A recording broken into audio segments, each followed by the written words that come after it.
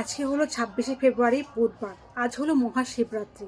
দয়া করে সকলে ভোলানাথের মাথায় জল ঢেলো, কারো বয়ফ্রেন্ডের মাথার উপরে নয়। ওরা গাঁজাখোর, ওরা শিব ঠাকুর নয়। আজকের দিনে আবার অনেকে মদ গাঁজা নানান রকমের নেশা করে বলবে মহাদেবের প্রসাদ খাচ্ছি। তো বলছিলাম মহাদেব তো বিষও পান করেছিল, তো সেটা একটু ট্রাই করবে নাকি?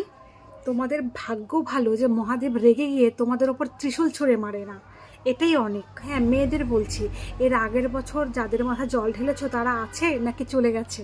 যে পার্মানেন্ট তার জন্যই মহাদেবের কাছে উপোস করে তার দীর্ঘায়ু প্রার্থনা করো। মহাদেব যেমন মা পার্বতীকে ভালোবাসতো, তোমাদের পার্মানেন্ট বয়ফ্রেন্ডে যেন তোমাদেরকেও সেইভাবে ভালোবাসে, সেটাই প্রার্থনা করো। অন্য মেয়ের হবু বরের জন্য কষ্ট করে উপোস করে আয়ু বাড়ানোর তোমার কোনো প্রয়োজন নেই। হ্যাঁ, উপোস করলে ভালোভাবে প্রপারভাবে উপোস করবে, তা না হলেও এখানেও প্রবলেম আছে বলছি।